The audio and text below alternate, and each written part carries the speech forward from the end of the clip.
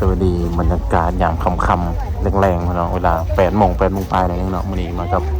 ปีเตอร์พี่น้องปีเตอร์คนเจ้าสู้วันนี้เนาะแน่นมาหลายคนนำกันเนาะนี่ก็อากาศดีพี่น้องฝนคือสิตกเนาะวันนี้แม่นอากาศดีฝนคือสิตกนิดนึงเถอะฝนอันนี้แหละนี่นะเฮียเด้มันน้ำเฮีย2 คนเด้นี่ นี่เฮีย2 คนเนาะเขาเครื่องกลางไงเนาะเขาขับไปเบิ้งหมูเนี่ยทางไปนี่ก่อนเอากาเนี่ยเราติดว่าผมแมนเอาแบบใช้ซูมนะเขาเนาะซูมเอาได้เขาเนาะแมนผู้แสนผู้สาวเขาเบาแถวเนาะบรรยากาศอย่างคำแรงๆฝนสิตกเนาะอย่างคำนี่ยันฝนตกอยู่แมนคำนี่เอาบางคนก็ทาสู่หาแฟนมาเนาะมาแมนที่เฮานี่คือเก่าเนาะ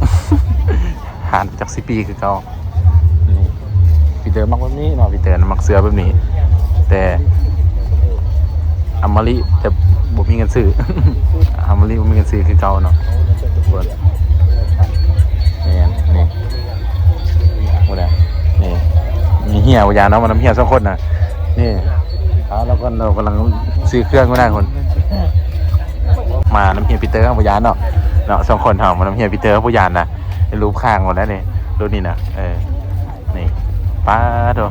ยังในเครื่องหุ่นโจเบิ้งขึ้นยังเครื่องหุ่นยิงนี่นะเบิ้งเบิ้งบุได้นะเก็บนะนี่นะหุ่นมอนี่นี่ซื้อ5 ลูกคนละ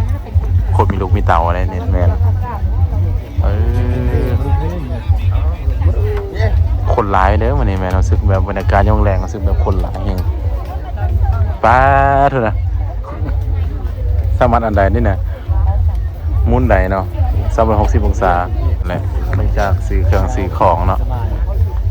จากซื้อเครื่องซื้อของแล้วก็อย่างเราในนึงกันเนาะกลับไปกลับมาไปเนาะโอ้มันสิเสื้อแบบคนได้พี่เนาะเสื้อแทบเนาะคือเสื้อนี่คักเนาะเสื้อเนาะสั่งไม่เพื่อนไงกูไงเดี๋ยวว่าคักบ่เลยกูไปหาซื้อมา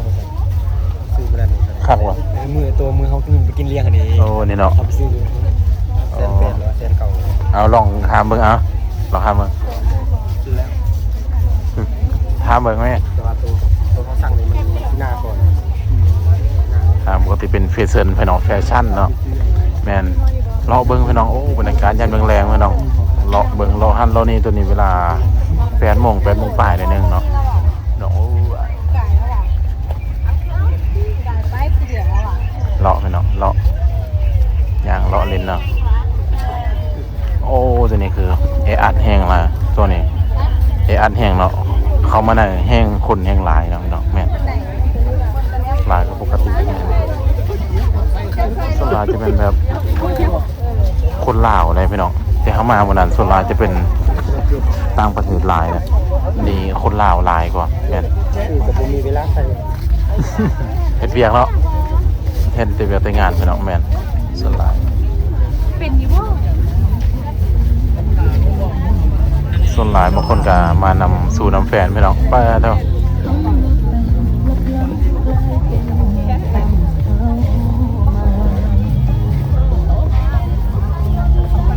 นั่นแหละที่ลิขสิทธิ์คักๆมาเนี่ยนะไปนำกันเราที่สำนักกันย่างพี่น้องอีกบุคคลเขาได้มือจะเป็นปีใหม่เด้อสงกรานต์เนาะไกลๆนิดนึงเราแมนโอ้เสือสีออกนี่ได้ไหมน้องแมน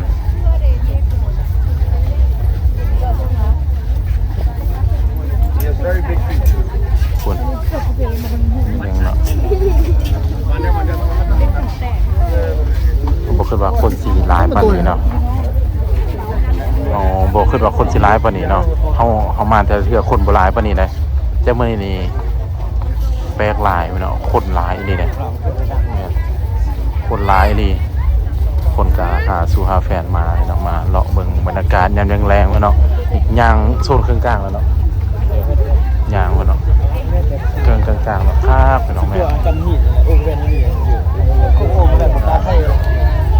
ตัวนี้จะเป็นแบบเครื่องกลางพี่น้องแม่นจะเป็นทางกลางเลยเนาะจุดนี้จะเป็นแบบขึ้นนะก็ขึ้นไปทางกระไดลงมานี่กระไดพี่น้องจะเป็นเห็นบ่ตัวนี้ก็มันจะสอดออกสีหอมเนาะพี่น้องเส้นนี้เนาะแม่นจะสอดออกทางสีหอมเส้นนี้ขี่ซื้อออกไปออกสีหอมอะไรพี่น้องแม่น ทางนี้ยากคือเนาะแม่น แฟชั่น โอ้คนหลายพี่น้องหลายก็ปกติเลยเห็นบ่ย่างเบิ่งอะไรมื้อนี้เนาะมีเวลาว่างๆพี่น้องเมื่อช่วงปีใหม่ที่เฮาบ่ได้มาเนาะเลาะเบิ่งหันเลาะเบิ่งนี้เลาะไปเนาะเบิ่งบรรยากาศไปแม่นี่สีดำคักก็ได้ไม่ดีเนาะสีดำก็คักได้ใส่ทรงแบบสีดำเลยธีมสีดำมาเลยแม่น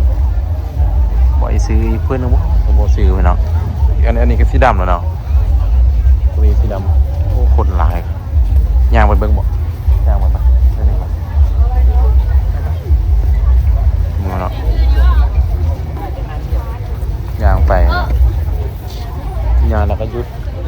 ดแล้วก็ย่างแล้วก็หยุดเนาะไปบรรยากาศพี่น้องแต่ว่าเสือนี่มีแต่โอ้งามหลายเลยเสือมีแต่คักๆเสือนะงามบ้าตอนนี้อาร์ตเขาที่บอกมาทางนี้เขานะย่างไปนี่จะค่อยกลับมาเนาะย่างไปด้านนั้นให้คนแห่งหลายด้านนั้นโอ้เดี๋ยวแกสิฮอนพี่ไม้พี่น้องส่วนหลายจะมาเลาะซื้อเครื่องเนาะแม่นบอกเลาะซื้อเครื่องซื้อของส่วนหลายเนาะแกพี่ไม้เราพี่น้องคนกะหาสู่หาแฟนมาจับขึ้นลูกจูงแค่ร้านเขาแล้วเนาะมาเนาะแม่น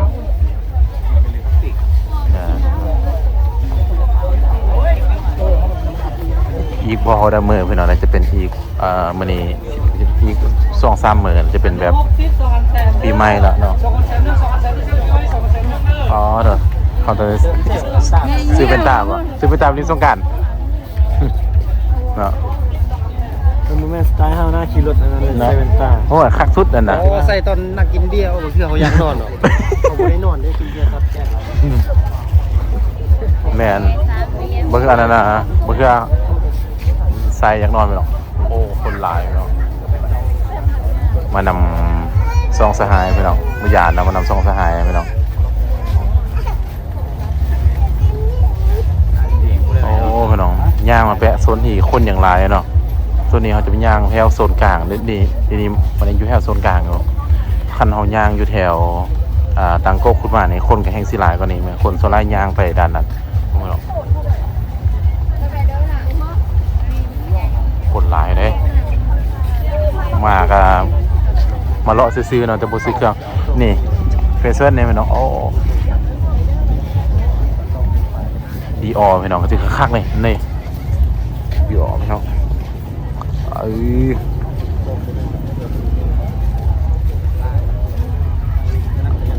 ตัวนี้จะเป็นผู้แสนตัวสาวเขาเบาแถวพี่น้องเป็นเกิร์ลเฟเซอร์เนาะพี่น้องไปคนเตอร์เขานะจะไปเรื่องคนเตอร์เขานะไปเบิ่งบ่เฮือเขาไปเบิ่งดูอยากได้เนาะแมนโอ้เฟเซอร์ไม่มีคักเลยเนาะจะเป็นเสือเป็นผาพี่น้องหลายปกติได้ไปเบิ่งเนาะรอมันกันเนาะบางคนก็ว่าจะได้ก็บางคนก็มักได้ไปหน่องในช่วงแบบปีใหม่ฮะนะปีใหม่ขายเป็นตอเป็นตาเด้ผมก็มักแต่ว่าเฮานี่ผมก็มักเป็นตาไปเลยเนาะเขาว่าเขามีซ่องแว่นละทีมีซ่องบอกเขามักแว่นตาไปเลยไปเนาะบางคนก็มักแว่นตาก็ซื้อไปเนาะซื้อรถนะกันว่ามักแล้วก็จัดเลยไปเนาะแมนจัดรถเพราะว่ามันช่วงแบบปีใหม่ฮะนะปีนึงมีเธอเดียวเนาะจะนักจะเต็มรถเนาะกับทีมงานของเฮาเนาะแม่นโบยานพี่น้องกับทีมงานนะพี่น้องจะนักจะเต็มรถมื้อนี้แน่เนาะตัวนี้จะเป็นช่องทางยางพี่น้องเด้อสิยางซอยได้ก็ได้ยางซอยซ้ายซอยขวาสิยางแบบไปทางได้ก็ได้พี่น้องแม่นเดี๋ยวคนก็ยังหลายคือเก่าหั่นแหละแม่นเขาเบิ่งทางนี้เบิ่งเนาะเขาเบิ่งหลายทางหลายมุมหลายแจ่บ่เนาะแม่นนี่อันนี้ก็คนโบราณไปไหนเนาะทางนี้จะเป็นซอยทางนั้นคนหลายเนี่ยหลังจากเราซื้อเครื่องซื้อของก็เสร็จย่างกลับไปน้องส่วนนี้อาการอบเอาหลายอาการเนาะฮ้อนอาการนะฮ้อนให้ละก็ฮ้อนว่าพี่น้องส่วนหลายนี่จะเป็นแบบเขาเจ้าซื้อเครื่องไปลิ้นปีใหม่พี่น้องส่วนหลายเด้จะเป็นแบบเสือแบรนด์เนมบ่ว่าสิล่ะแม่นแบรนด์เนมบ่จังซี่ส่วนหลายแม่นวัยรุ่นส่วนหลายจะเป็นวัยรุ่นส่วนหลายก็แปลว่าสิว่าจังได๋ จุแบบอายุแบบ30-40กับบ่ค่อยเห็นเลยส่วนใหญ่จะเป็นแบบวัยรุ่นนิดนึงเนาะนี่นะอีกแล้วไปหน่อยไว้ย่างไปเฮายังลายทางลายบอลลายน่ะอยู่เนาะนี่โอ้แสตัวสาวเบาแถวพี่น้องแก้วเป็นโคมงามพี่น้องเห็นยังจากใดมาได้ทีมงานเนาะพี่น้องเบิ่งบรรยากาศพี่น้องบรรยากาศยามค่ำๆแรงๆเนาะเป็นหาทีมงานเฮานี่ทีมงานเฮานี่แบบสีเครื่องตลอดเลยนะทีมงานเฮาเนาะสีเครื่องสีของแบบสลายแต่เฮานี่ก็ธรรมดาเนาะบ่เชื่อเฮามาก็ซื้อได้บ่ซื้อได้ก็เป็นเรื่องธรรมดาพี่น้องมันเลาะเนาะหลังจากให้หน้าให้ตากันโดนเติบพี่น้องบ่ได้มาเนาะเมื่อกี้นี่เฮาหาอยู่โซนนั้นบัดนี้ก็มาหาอยู่โซนนั้นนี่พี่น้องเสื้อในโซนล่างจะเป็นเสื้อแบบแบรนด์นะพี่น้องแบรนด์แมนสไตล์แบบว่าอันนั้นนึงสไตล์แบบว่าวัยรุ่นพี่น้อง21 22 23อ่ะนะแม่นเดี๋ยวเฮาย่างก่อนทีมงานหน่อยนึงเนาะเฮาย่างก่อนทีมงานเนาะให้ทีมงานย่างมานำหลังแม่นรถมันก็อยู่โซนนั้นนะแม่นย่างหน่อยนึงย่างพี่น้องย่างตัวนี้เวลา8:30นแล้วเนาะ8:30 8:00ปลายนิดนึงนะเด็กน้อย2คนมันจะให้เบิ่งบรรยากาศทางกับสิได้กลับพี่น้องแม่นสิได้กลับเนาะย่างบรรยากาศหน่อยนึงครับสิได้กลับซื้อเครื่องไปเรียนปีใหม่พี่น้องเด้อซื้อทรงซื้อเสื้อเรียนปีใหม่พี่น้องแม่นเครื่องมีแต่เครื่องงามๆเนาะเครื่องแต่ราคาเนี่ยก็ธรรมดาบ่แพงปานใดไปอดอันนี้ไปซื้อเข้าไปดอกเลยแสบสาวๆเบาๆอีกจังหน่อยนึงเนาะกำลังคลิปงานกำลังย่างมาดำหลังเนาะแมนจะนั่งกระเต็มไปเนาะแมนมักก็ได้กระซื้อเอาเนาะมักเครื่องงามบ่งามกันซื้อเอารถไปเนาะแมนวัยรุ่นโซล่าจะเป็นแบบเครื่องสไตล์วัยรุ่นเนาะวัยรุ่นนิดนึงเนาะแมนสัดเสียงงามๆเป็นแบรนด์ดินปีใหม่อันนี้แมน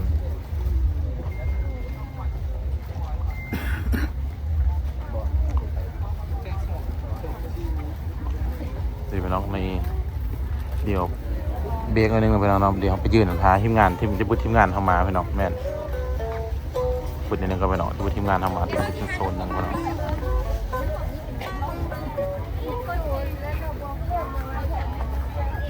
บอกนี่ก็โอ้คนค่ะ ลายสุดท้ายจะเป็นเกิร์ฟไปน้องตัวนี้อยู่โซนนี้ก็เป็นเกิร์ฟเนาะเลือกเอาเลยเนาะเกิร์ฟเนาะแม่นคู่ใดก็สามารถเลือกเอาใดเนาะแม่นมักก็ได้ก็เลือกเอาไปน้องไปคุณจะเป็นแสบเป็นสาวเป็นบาเป็นแถวเนาะเลือกแต่อากาศก็ยังฮ้อนเนาะอากาศอบเอาหลายอากาศแม่นอบเอาเนาะเบิ่งเป็นแบบ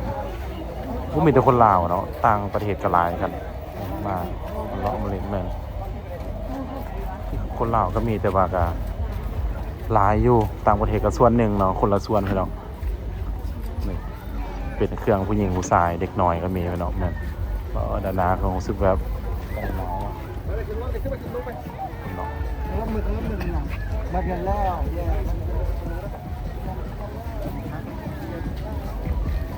เบิ้งคือสิแม่นแบบ